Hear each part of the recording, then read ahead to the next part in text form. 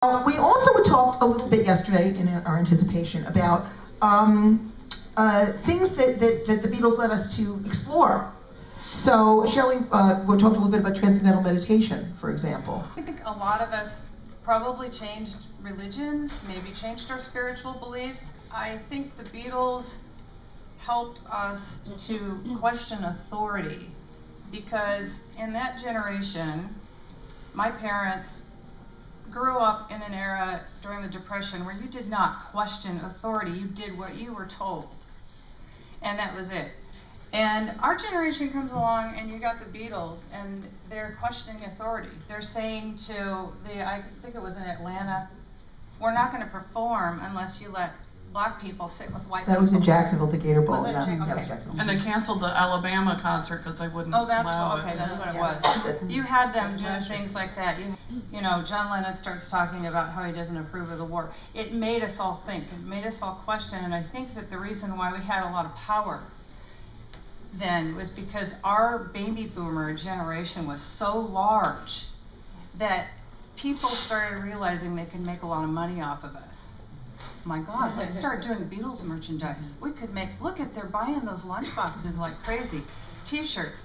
Other people, merchandisers, made a lot of money off of that stuff. So our generation became so large that we had a lot more power, and we could stand up and say things, and we could change our view, and we could question authority. As we started talking about religion, and I said, you know, I learned transcendental meditation in the 70s because the Beatles did it. Only because the Beatles did it.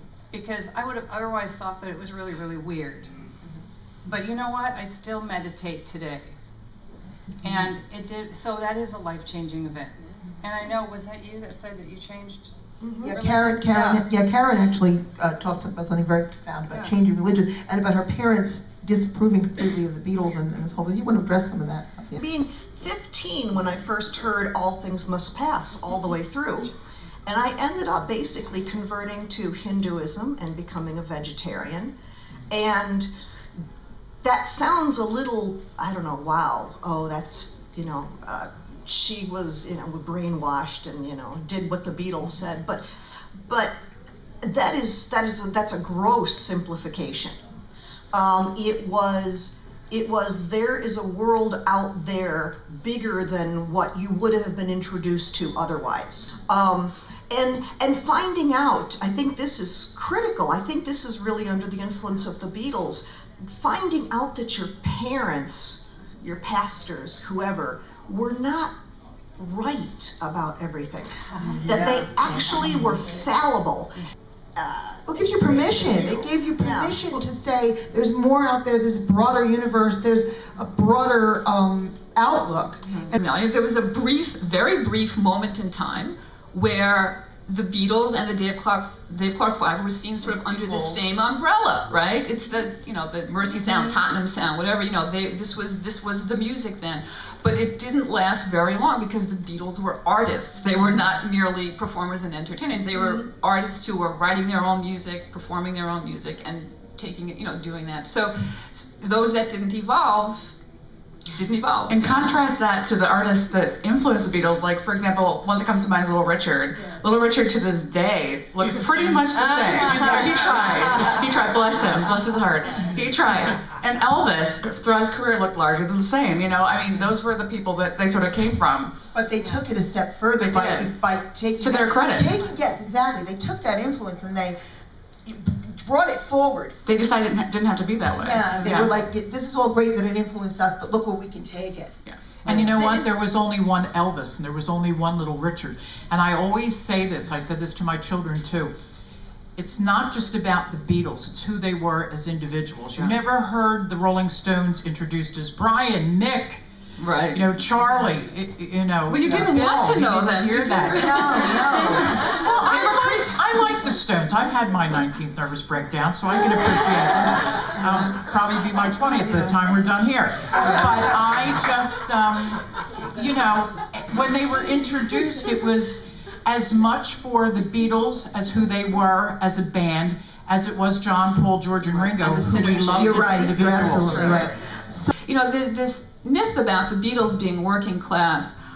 if you really look at it, they were really raised with middle class. They may have, I mean, Paul might have grown up without an indoor toilet, but in terms of the way they were parented and the way they grew up, it was all a very middle class operation. Yeah. And they had parents, especially the mothers who don't get their due. Except for Ringo. Yeah, except for Ringo. But even Ringo grew up with a piano in the house. You know, that's a sign of something. When you grow up with a piano in the house and your parents provide you, make sure that you have the instruments and the enriched environment, just like parents do today.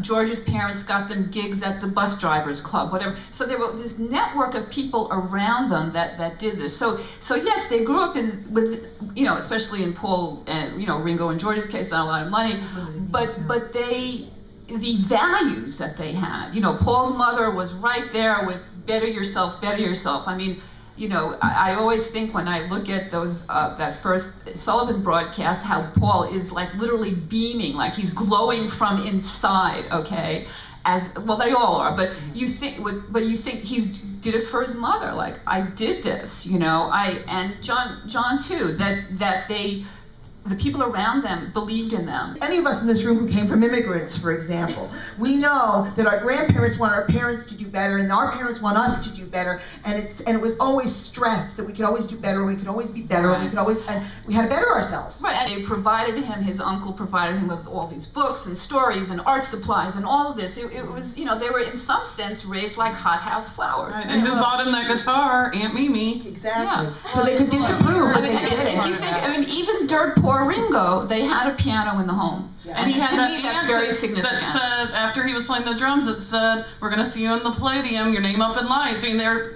family members that believed in them. Yeah. Their story is a story, and you, in your children's, in your, which is the first, Once Upon a Time in Liverpool, it's a story about perseverance, resilience, confidence, believing in yourself. And that's what makes it an amazing story. I mean, that's part, I mean, of course, the music, a given, the great music, but beyond that, there is this story of the unlikeliness of this whole thing even happening is part of why they're so compelling, I think. But you know what? The whole bottom line of this is for every child that's out there, that it's not where you start that counts, it's how you finish. Exactly. And our boys finished real well. They did. In fact, they're not finished yet. Yes. But there was this spirit of be everything you can be, like do your thing, be you, you know? You may say I'm a dreamer. Yeah, but I'm not exactly. the She's only right. one. She's right. You can dream. This moment where it became very clear that they were harbingers of things to come. And if you were either with that or you weren't. And, you know, also, I mean, putting it in context, I mean, the world was changing in part because of them. But it was a synergistic thing, because as Shelley was saying before, the scale, the demographics, and not only here, but worldwide, right?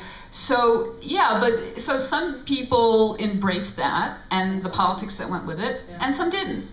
This generation may not realize what things were like in the 60s as far as the generation gap. They called it the generation gap when I was little, because our parents didn't embrace the Beatles, obviously, not really.